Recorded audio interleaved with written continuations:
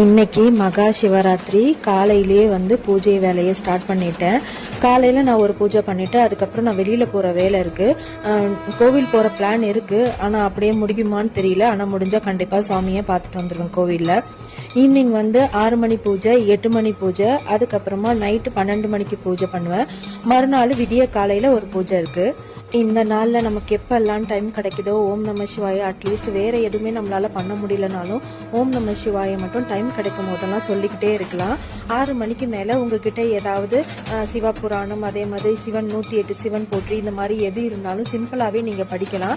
12 மணிக்கு ஒரு அரை மணி நேரம் கொஞ்சம் தியானம் பண்ணிவிட்டு பூஜை பண்ணுங்கள், இல்லை பூஜை பண்ணிவிட்டு தியானம் பண்ணுங்கள். 12லேருந்து 1 ரொம்பவுமே பவர்ஃபுல்லானது, யாரும் மிஸ் பண்ணிடாதீங்க.